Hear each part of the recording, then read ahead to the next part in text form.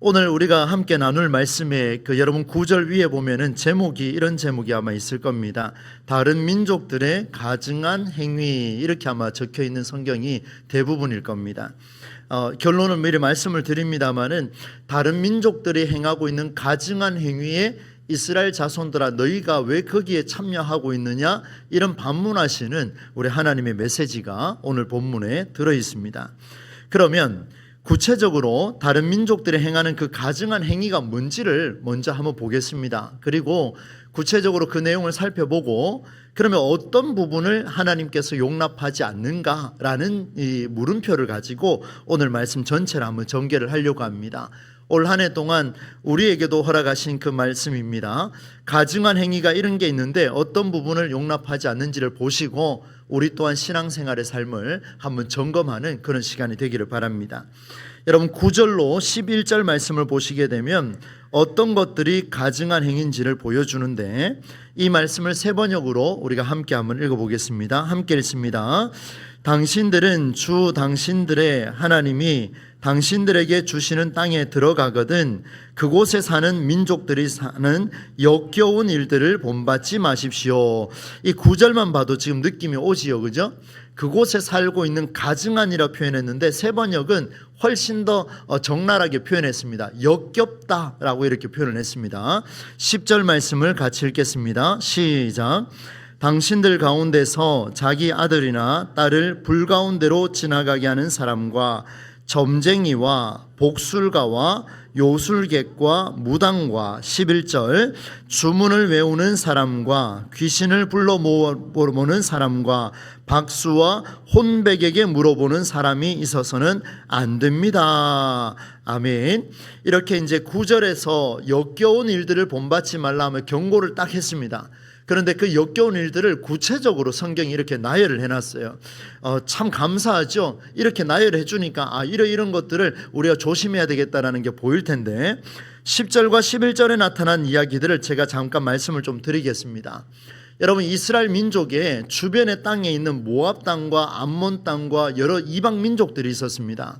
그런데 그 민족들이 섬기고 있는 신들이 다 있었습니다. 그 중에 오늘 암몬 땅에서 신을 섬기는데 그 섬기는 신의 이름이 뭐냐 하면 몰록입니다. 이름 참 특이하죠, 그죠? 이 몰록이라는 이름을 또 어떻게 부르냐면은 멜렉이라고 부르기도 하고 밀곰이라고 부르기도 하고 말감이라고 부르기도 합니다. 이름이 이렇게 많은지 모르겠습니다. 어떻든 성경에 나와 있는 몰록이라고 하고 있는 이 이름, 우상의 이름들을 우상이 있는데 이 우상에게 어떻게 제사를 드리냐면 우리처럼 이렇게 예배하는 이런 제사가 아니라 이 몰록이라는 신에게는 그 암몬 땅의 자손들이 사람을 제물로 바쳤습니다. 기가 막힌 일이 벌어진 거죠. 사람을 제사로 바친다 해서 인신제사라고 그렇게 불렀습니다. 사람을 바칠 정도의 제사를 드린다, 얼마나 간절했겠습니까? 그래서 생각해 보니까 역사 자료를 보니 이 암몬 땅에서 인신 제사를 드리는 경우는 국가적인 재난이 있을 때, 그리고 신의 노여움, 신이 노했으니까 어떤 자기들이 믿고 있는 그 신이 화가 났으니까 그 화난 것을 좀 풀어드리려고 싶어서 찾는 게 뭐냐 하면은 인신 제사를 드렸습니다. 우리나라에도 과거에 그런 일들을 예로 많이 들고 있지 않습니까? 다른 민족이 행하는 그런 역겨운 행위의 모습들이, 이런 모습들이 나타나는데 이 인신제사만 드리는 게 아니라 점쟁이도 있고 복술가도 있고 요술객도 있다, 이런 표현을 쓰고 있습니다. 제가 적어왔는 그대로 한번 읽어드리겠습니다. 들어보십시오. 점쟁이는 미래의 일을 알아내고 싶어서 화살을 던져서 또 짐승의 간 모양을 보고 길흉을 판단하는 일들이다. 복술가는 구름의 모양을 보고 자연 현상을 보고 또 동물의 소리를 듣고 난 뒤에 이 소리는 이런 기륭이 나타난다, 점치던 사람이죠. 요술객은 초자연적 힘이나 악한 영의 도움을 빌려서 사람에게 영향을 끼치는 사람들, 그리고 무당, 우리 잘 알고 있죠. 영적인 존재와 소통해서 신탁을 전달하는 사람이라 부르죠. 주로 여성들이 이런 역할을 하고 있죠. 주문을 외우는 사람도 있습니다. 마술적인 언어와 노래를 반복하여, 오늘 우리 성경으로 보면 진언자 이렇게 표현하고 있습니다. 그 주문을 외운다, 그렇게 말을 하고 있죠. 또 귀신을 불러 모으는 사람들도 있습니다. 참 대단한 것 같아요. 친숙한 영, 악한 영들을 불러내서 교류하는 사람들을 가리켜서 이런 사람들이라 부르고, 또 박수라고 부릅니다. 여자 무당과 반대되는 이야기인데, 영적인 지식과 신비한 지혜를 주장하는 남자 무당들을 가리켜서 박수 이렇게 이야기를 합니다. 우리가 손뼉치는 그런 박수가 아니고 무당을 가리키는 그런 의미가 박수라고 표현을 하죠. 그리고 또 마지막으로 묻는 게 이제 혼백인데, 오늘 우리 성경으로 보게 되면은 마지막으로 보게 되면 초혼자 이렇게 되어 있습니다. 혼백 무슨 말입니까? 죽은 자의 영혼에게, 망자의 영혼에게 우리가 빌고 있을 때 그것을 가리켜서 뭐라고 하냐면 혼백에게 묻는 자다 이렇게 표현을 담고 있습니다. 그러면 여러분, 이제 우리가 생각해 볼 부분이 있습니다. 왜 이렇게까지 구약시대에 이렇게 많은 점쟁이부터 시작해서 이렇게 많은 사람들에게 이런 이야기를 묻고 있을까라고 고민을 해보니까, 사람들이 점을 치고 우상을 찾아가는 이유의 공통점이 뭐냐 하면 모두가 미래에 일어날 일들에 대한 불안감 때문입니다. 여러분, 우리 예수 믿는 사람들도 미래에 대한 불안정함이 늘 우리는 잔재해 있습니다. 마찬가지입니다. 세상에 많은 사람도, 또 구약시대에 있었던 사람들도 미래에 대한 이 불안감 때문에 내가 지금 질병이 생겼으니까 앞으로 치유를 받을지 아니면 더 악화될지, 내가 사업을 운영을 해야 되는데 이 사업을 운영하면서 잘 될지 번창할지 아니면 망할지. 여러분, 804에 올라가다 보면은 차를 구매하고 난 뒤에 그 무슨 장군 있지 않습니까? 그 장군 앞에서 그 앞에다가 깔고 이제 돼지머리 두고 그렇게 절하고 있는 그런 모습들도 아마 많이 보셨지 않습니까? 지나가다 보면은 많은 그런 일들을 우리는 보게 됩니다. 특히 이제 갓바위나 동화사 쪽에 가면 이런 일들이 많이 있는데, 모두가 미래에 대한 불안정함 때문입니다. 차를 사도 사고 나지 않게 해달라, 집을 사도 문제가 없게 해달라, 많은 부분들이 그렇게 우리는 의존을 하고 있는 모습을 볼 수 있습니다. 여러분, 미래를 해결하고 싶은 마음이 잘못된 게 아니죠. 우리는 연약하기 때문에 당연히 의존할 수밖에 없습니다. 미래를 알고자 하는 자는 물론 주술을 행하는 자까지 모두 여기에 의존하게 되는데, 기가 막힌 거는 그렇게 의존하다가 한번 이렇게 복불복 형식으로 딱 맞아 떨어지면 그때부터 맹신하게 됩니다. 이게 굉장히 무서운 건데요. 매 차례 움직이다가 옆집에서 응답받고 저 집에서 응답받고, 응답이 아니죠. 한번 딱 맞아 떨어지면 마음이 불안해지기 시작합니다. 그런 불안감이 있을 때 어느 날 갑자기 그렇게 빌고 빌었더니만 한번 탁 맞아 떨어지니까 완전히 거기에 매료돼 버리는 이런 모습들이 있습니다. 여러분, 기독교 안에도 이런 일들 굉장히 많습니다. 여러분, 우리가 하나님을 믿고 있지만 하나님을 우상화시켜서 믿는 경우가 바로 이런 형태들입니다. 점을 쳐서 믿거나, 그리고 화살을 던져서 믿거나, 이런 모든 것들은 전부 다 우상이라는 것을 보여주죠. 왜 이렇게까지 해야 할까 한번 생각을 해봤습니다.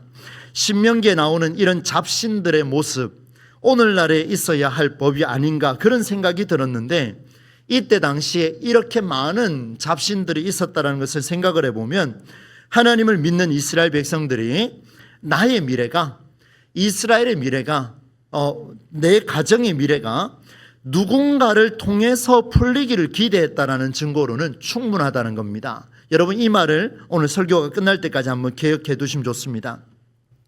하나님을 믿고 있는 이스라엘 백성들이 자기의 미래가, 가족과 나라의 미래가 어떤 누군가를 통해서 풀리기를 기대했다라는 증거로 충분하다, 이 말을 여러분 꼭 기억하셔야 됩니다. 그러나 여러분, 그럴 수도 있겠다 싶지만 이게 문제입니다. 누군가를 통해서 풀릴 수 있다라고 생각하는 자체가 문제라는 거예요. 누군가를 통해서 풀릴 수 있다라는 기대했다는 출발점 자체가 문제가 있다라는 것을 보여줍니다. 여러분, 여기에 만일 누군가의 도움으로 자신의 미래가 보인다고 합시다. 내 미래가 보인다고 합시다. 그것은 이미, 그 미래가 보인다라고 하는 것은 그 미래는 이미 결정 지어져 있는 미래입니다. 내가 어차피 시간이 흐르면 그 미래를 살아갈 건데, 누군가를 통해서 모레에 있을 일들, 일주일 후에 있을 일들, 한 달 뒤에 있을 일들을 누군가가 꿈을 꿔서 내게 보여줬다. 그러면 그건 이미 결정된 일들입니다. 이게 무슨 말을 의미하겠습니까? 미리 결정된 일을 내가 지금 당겨서 본다는 이야기예요. 내 삶이 어딘가에 이미 결정되어 있다라고 하는 믿음 자체가 전혀 성경적이지 않다라는 걸 보여주는 게 오늘 본문의 메시지입니다. 여러분, 우리 주변에 이런 사람들 많이 있죠. 출애굽한 이스라엘 민족이 하나님을 믿었습니다. 여러분, 430년에 있었던 그 땅을 출애굽하게 해주셨습니다. 얼마나 놀랍습니까? 그런데 그 하나님을 쫓아가야 되는데 그 하나님을 믿는다고 하는 사람들이 여러분 결국에는 모세라는 사람을 통해서 하나님을 만나고 있었습니다. 모세라는 사람을 통해서 뭔가가 일이 풀리기를 기대를 했습니다. 그러니 보십시오. 하나님께서 가나안 땅을 앞두고 모세에게 그런 말씀을 주시지 않습니까? 쉽게 이야기하면 네 역할은 여기까지다. 너는 여기서 생명이 끝날 것이다. 아주 무서운 이야기를 전해 들었습니다. 그러나 여러분, 모세가 위대한 점이 뭐냐 하면 그때 신명기 34장에 가면 그 이야기를 들었을 때 순종합니다. 이것이 놀라운 거예요. 여러분, 내 미래가 결정되어 있다라고 하는 것을 당겨서 믿는다고 하는 것은 그건 전혀 성경적이지가 않다라는 것을 보여주게 되죠.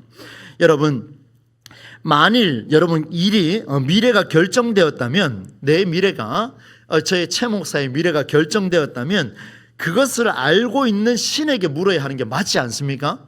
여러분, 상식적으로 생각을 해도요, 여러분의 미래가 누군가 사람을 통해서 풀리기를 기대한 출발이 잘못됐다고 말씀을 드렸는데, 여러분의 미래가 어느 날 어느 한시에 거기에 있을 것이다, 그 사업을 해서 성공할 것이다, 비전이 생길 것이다, 이것을 이미 알고 있다면 그걸 알고 있는 신에게 물어야 되는 게 정상인데, 기가 막히게도 사람은 그 신에게 묻지 않고 사람에게 묻더라는 겁니다. 진짜 결정되어 있다면요, 진짜 결정되어 있다면 당연히 그렇게 해야 되지 않겠습니까? 이스라엘 백성들의 모습을 보니까 하나님을 믿는 신앙도 희미합니다. 지금 사람에게 의존하고 있죠. 점쟁이, 신접자, 박수, 혼백자, 진언자, 요술하는 자 다 찾아다닙니다. 다른 신에게 미래를 묻고 있는 걸 보니까 우상을 숭배하는 게 틀림없습니다. 심지어 정해져 있지 않은 미래를 두고 묻고 있으니까 이건 정말 역겨운 일이 맞습니다. 하나님 보시기에는 완전히 역겨운 일이에요. 가증한 일덩어리입니다. 사랑하는 우리 동부제일교회 성도 여러분, 오늘 처음 이렇게 또 수요일날 나오셨는데 새해가 밝고 첫 수요일을 맞이했습니다. 곳곳에서 신년 운세를 보고 있습니다. 신문을 봐도 그렇고 매스컴 검색을 해도 그렇고 난리입니다. 난리. 전부 다 지금 막 그 신년 운세 보기에 바쁩니다. 동성로 쪽에도 나가면은요, 그 타로 앞에 줄을 얼마나 많이 서 있는지 모르겠습니다. 재미삼아 한번 보는 거야 누가 뭐라 하겠습니까? 그런데 그 점을 치고 난 뒤에 그 사람을 통해서 내 미래가 보인다고 생각하면 굉장히 심각하다는 것을 보여주게 되죠. 사주팔자와 철학과 구슬치고 신접하고 여러 운세가 폭포수 터지듯 우리 주변에서 흘러나오고 있습니다. 여러분, 이쯤 되면 제가 한번 물어보겠습니다. 여러분 미래가 궁금하지 않습니까? 안 궁금하세요? 여기 왜 오셨습니까?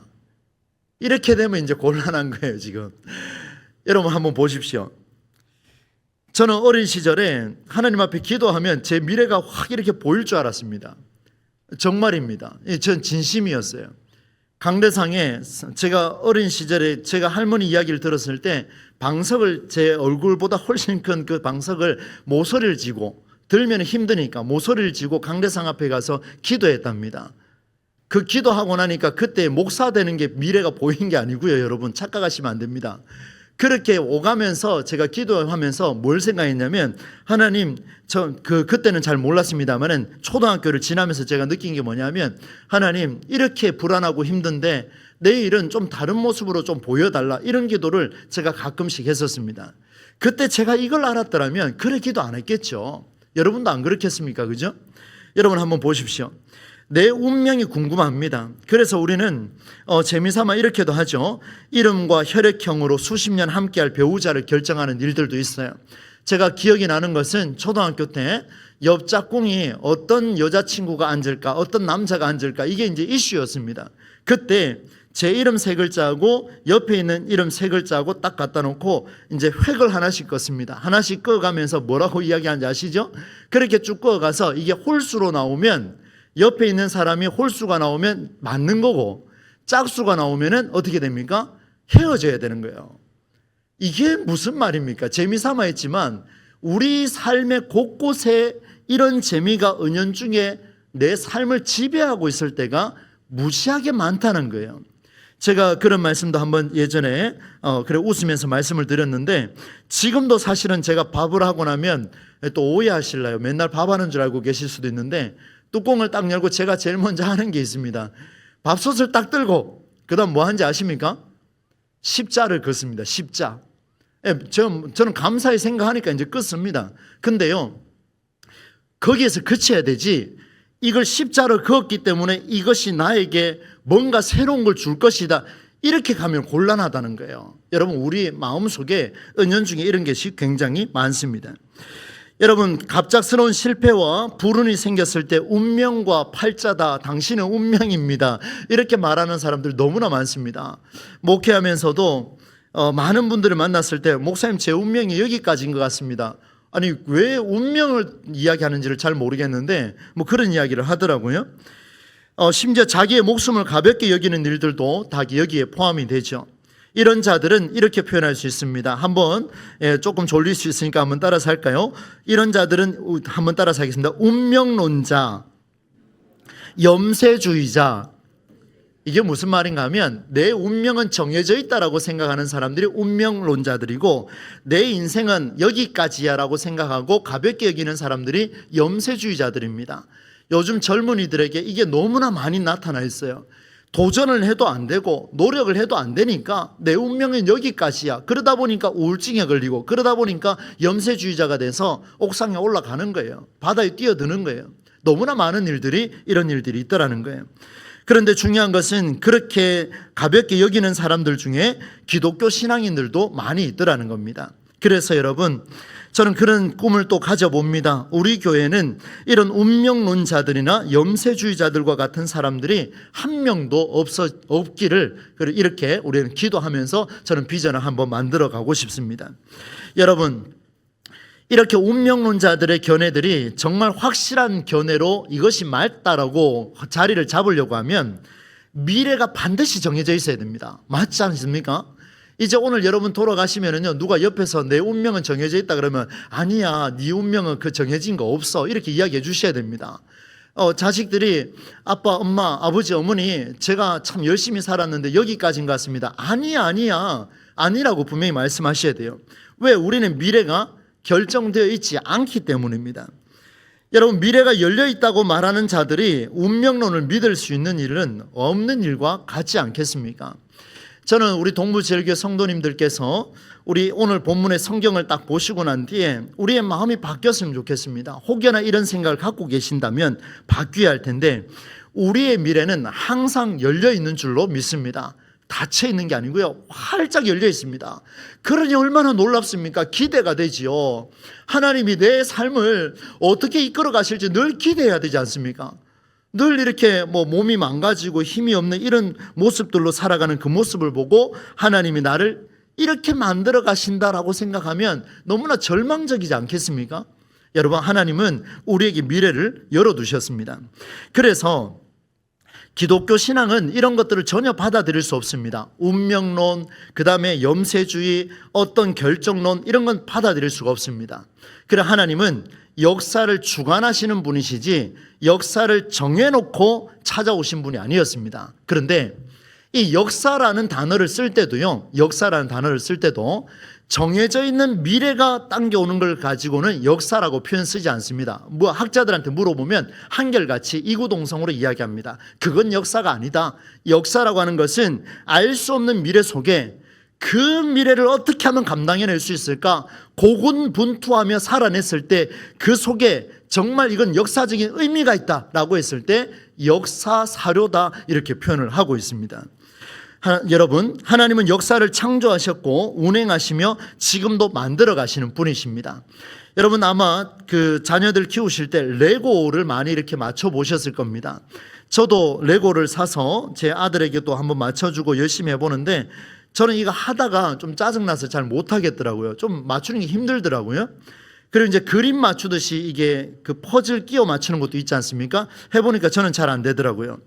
여러분, 이 레고라든지 그 다음에 이 퍼즐 같은 것들은요, 결정되어 있습니다. 완성본이 결정되어 있습니다. 우리 하나님은 이런 완성본처럼 결정된 하나님이 아니라 하나님은 결정된 분이시지만 우리를 향하신 하나님은 레고의 하나님이 아니라는 것을 오늘 이 단어만큼은 여러분 1년 동안 좀 가지셨으면 좋겠습니다. 우리를 향하신 하나님은 레고의 하나님이 절대로 아닙니다.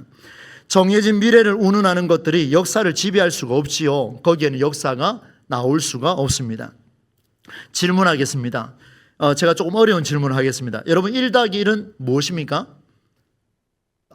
제가 너무 약하게 본 것 같습니다. 1 더하기 1은 2죠. 2 더하기 2는 4죠. 맞죠? 제가 넌센스를 주려고 하는 게 아니고요. 1과 1을 더하면 2가 되고 2과 2를 더하면 4가 돼야 됩니다. 이걸 가리켜서 수학식 사고라고 표현을 하지요.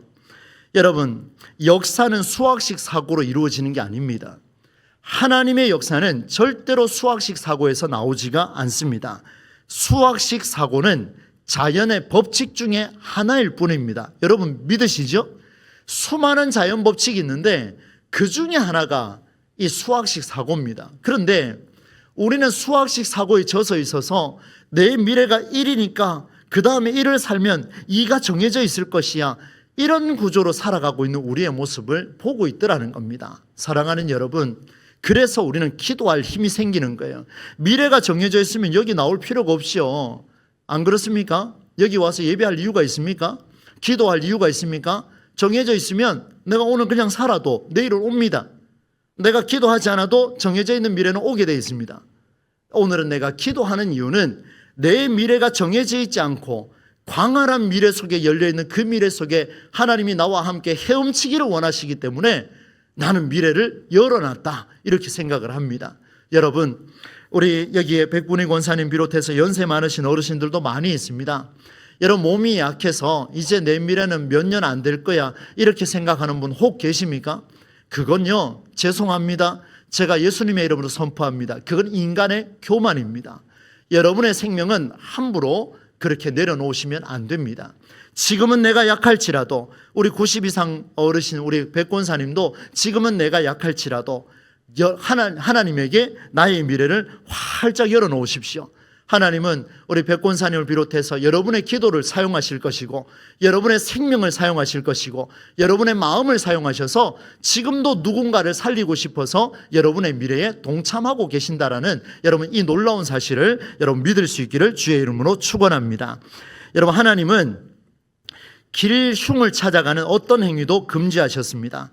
너희 가운데 용납하지 말라, 이렇게 말씀해 주셨습니다. 한번 11절 같이 한번 읽어보겠습니다. 우리 성경으로 한번 읽어보겠습니다. 11절입니다. 시작. 진언자나 박수나 초혼자를 너희 가운데 어떻게 하지 말라고요? 용납하지 말라. 하나님이 강력하게 명령하셨습니다.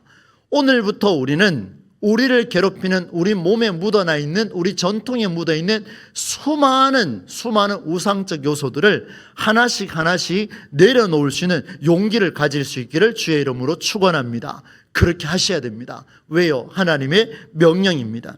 너희 가운데 어떤 것도 용납하지 말라 말씀하셨습니다. 이런 일을 하는 사람은 주님께서 다 미워하신다 경고하셨습니다. 왜 그렇습니까? 이런 생각을 살아가는 자들에게는 하나님이 없다는 자기만의 무신성, 하나님이 없다라고 하는 무신성을 신뢰하고 있기 때문에 그렇습니다. 물어보겠습니다. 여러분, 우리의 미래를 열어주시는 하나님을 신뢰하십니까? 아니면 내 미래가 결정되어 있다라고 하는 무신성을 섬기고 계십니까? 우리는 모두가 내 미래를 열어주시는 하나님을 믿고 있습니다. 여러분, 이런 삶이 우리에게 필요하지요. 그래서 하나님께서 이렇게 말씀하십니다. 13절 14절. 네, 13절 14절. 13절만 좀 같이 읽겠습니다. 13절 같이 읽습니다. 시작. 너는 내 하나님 여호와 앞에서 완전하라. 어떻게 하라고요? 완전하라. 세 번역으로 보게 되면 당신들은 당신들의 하나님 앞에서 완전해야 합니다. 이렇게 표현하고 있습니다. 이 완전하다는 뜻을 여러분 기억하셔야 되겠죠. 여러분, 우리 기독교 신앙은 불완전한 미래 앞에서 다른 종교처럼 우리도 또한 빌고 있습니다. 간구하고 있습니다. 똑같이 우리는 부르짖는 구조를 갖고 있습니다. 그러나 여러분, 세상의 많은 종교와 세상의 무속신앙들은 정해진 미래가 어떻게 될까 두려워서 그 정해진 미래를 빨리 당겨오고 싶어서 울부짖는다면, 오늘 우리 기독교는 우리 성전에 나와서 예배하고 기도하는 여러분의 울부짖음은 열려져 있는 미래 속에 하나님이 나와 멋지게 만들어 가실 그것을 기대하기 때문에 울부짖는 기도인 줄로 믿습니다. 이래서 완전히 다른 거예요. 우리의 미래는 정해져 있지 않습니다. 만일 정해져 있다면 하나님이 저와 여러분을 반드시 구원하신다라고 하는 구원의 역사는 정해져 있습니다. 그거 하나밖에 없습니다. 그것 외에는 모두가 열려 있습니다. 그래서 여러분, 마음껏 부르짖고 마음껏 기도하고 오늘도 마음껏 살고 열심히 살아내셔서 하나님이 어떤 역사를 보이시는지를 저와 여러분이 두 눈으로 한번 경험했으면 좋겠습니다. 하나님이 여러분을 위해서 일하고 계십니다. 하나님이 여러분의 삶을 위해서 절대로 일하심을 멈추지 않으실 겁니다. 그렇습니다. 이것이 바로 우리에게 주시는 메시지죠. 불완전한 결정론, 운명론 다 벗어나야 되겠습니다. 12절 후반부와 14절 후반부에 이런 말씀이 있습니다. 세 번역으로 한번 읽어보겠습니다. 12절 후반부에 이런 일을부터 앞에 나오네요. 같이 한번 읽겠습니다. 시작. 이런 일을 하는 사람은 모두 주님께서 미워하십니다. 주 당신들의 하나님은 이런 역겨운 일 때문에 당신들 앞에서 그들을 몰아내시는 것입니다. 그리고 14절입니까? 같이 읽습니다. 시작. 당신들이 쫓아낼 민족들은 점쟁이나 복술가들의 이야기를 듣지만 주 당신들의 하나님은 당신들에게 그런 것을 용납하지 않습니다. 하나님은 절대로 용납하지 않습니다. 사랑하는 여러분, 잘못된 길로 죽어가는 일을 우리 하나님께서는 그냥 눈 감고 있지 않겠다는 겁니다. 저의 미래가 1년 뒤에 너는 목회가 이럴 것이다, 아니 이런 것이야 라고 정해져 있다면 저는 1년 뒤에 어떻게 될지 모르지 않습니까? 그런데 그 미래가 정해져 있지 않기 때문에, 만약에 정해져 있다면 하나님은 오히려 이런 자기의 방식을 만들어 가겠다는 겁니다. 내 아들아, 1년 뒤에 네가 그렇게 된다고 너는 생각하느냐? 그렇지 않다. 사랑하는 아들아, 사랑하는 성수야, 너는 잘못된 길로 죽어가는 일을 내가 눈 감지 않을 것이다. 나는 간과하지 않을 것이다. 내가 너와 끝까지 함께 할 것이다. 그러니 우상 숭배와 같은 그런 점치는 삶에서 너는 돌아서거라. 내가 너를 모른 척하거나 절대로 외면하지 않겠다라고 하는 하나님의 사랑의 메시지가 오늘 본문에 드러났습니다. 여러분, 오늘 설교 제목을 같이 한번 읽어볼 텐데요. 제목을 같이 한번 읽어보겠습니다. 시작. 결정된 운명론의 탄로, 이렇게 해놨습니다. 여러분, 신앙생활을 하면 할수록 여러분이 혹여나 신뢰하고 있었던 결정론과 운명론은 모두가 탄로날 것입니다. 어떻게 탄로날 것이냐? 모두가 거짓임이 탄로날 것입니다. 우상임이 탄로날 것입니다. 14만 4천을 강조하는 신천지, 기도해봤더니 당신은 이렇게 될 거야. 여러분, 주변에 어디 가서 기도 받으신다면 조심하세요. 가능하면 가지 마시고요. 가능하면 가지 마세요. 부탁드립니다. 누가 가는지 저는 모릅니다. 가지 마시고, 혹여나 가는 분이 있다면 가지 마시고, 혹여나 기도 1시간 2시간 하고 안수기도 받았는데 집사님 권사님의 삶은 1년 뒤에 이렇게 될 겁니다. 그렇게 말하면 과감하게 이제 뒤돌아 서셔야 됩니다. 혹시 뭔가 내놓은 게 있으면 다시 주워 담아 나오셔야 돼요. 그렇게 하셔야 됩니다. 그 우상이에요, 우상. 그렇게 가서 물으면 안 돼요, 여러분. 그리고 혹여나 저에게 기도받으러 오시는 분들, 제가 혹여나 당신은 이렇게 될 겁니다 라고 말한다면 여러분 과감하게 말씀하셔야 되는 거예요. 저는 앞으로도 그럴 일은 없을 겁니다. 왜냐하면 저는 미래를 볼 줄 모르니까요. 단지 주의 말씀을 선포하고 그 말씀이 살아있음을 우리 시대에 선포하는 그 일만 예언할 뿐입니다. 점을 치는 자가 아니라는 것을 여러분에게 말씀을 드립니다. 우리에게 결정된 일이라는 것은 하나도 없습니다. 만약에 결정됐다면 우리는 인격체가 아니라 기계일 겁니다. 기계는 결정되거든요. 결정된 것이 없기 때문에 하나님이 이스라엘 자손에게 경고의 메시지를 날렸습니다. 결정됐다면 경고도 안 하죠. 완전히 그냥 망하게 해버리면 되지 않습니까? 결정되지 않았기 때문에 빨리 돌이키라, 돌아오라. 얼마나 우리 하나님께서 말씀하고 계시겠습니까? 전체 말씀을 정리를 하겠습니다. 사랑하는 우리 동부제일교회 성도 여러분, 오늘 이 시간, 아니 이전부터 계속해서 우리 하나님께서는 저와 여러분에게 새로운 미래를 열어가고 계십니다. 여러분과 함께 그 놀라운 미래를 만들어 가기를 원하시는 분이 지금도 살아계셔서 역사하시는 하나님이신 줄로 믿습니다. 여러분, 기독교 신앙은 결정된 미래를 알아맞히는 정보력의 싸움이 아니에요. 요즘은 그 챗GPT라 그래서 그것 때문에 결정된 미래를 알아맞혀 보려고 몸부림치고 있습니다. 그러나 그것 또한 AI일 뿐입니다. AI보다 더 뛰어나고 천사보다도 더 뛰어난 것이 우리 사람이라고 주님이 말씀해 주셨는데 왜 자꾸 딴 데 가서 알아보느냐, 그렇게 묻는 거지요. 오늘 지금 역사의 주인이신 하나님과 동행하는 관계의 싸움이 우리에게 주어졌습니다. 운명의 목숨을 걸지 마시고 살아계신 하나님 앞에 나의 오늘, 나의 내일을 맡길 수 있는 저와 여러분의 삶이 되기를 소망합니다. 올 한 해 동안 제가 검사하겠습니다. 오늘 여기 계신 분들 제가 똑똑히 검사하겠습니다. 다른 거 찾으지 마시고 나의 오늘과 나의 내일을, 내 미래를 활짝 열어놓으신 그 하나님 앞에 온전히 맡기셔서 12월 31일이 되었을 때, 그렇군요 하나님, 내 미래가 쫄딱 망한 줄 알았는데 망하지가 아니하고 하나님이 이렇게 마음이 바꾸어 주셨구나, 하나님 살아계십니다, 하나님 영광받아 주시옵소서. 이런 고백, 오늘 수요기도에 나오신 여러분, 여러분의 입술로 고백하는 날이 곧 올 수 있기를 우리 주 예수님의 이름으로 간절히 축원합니다.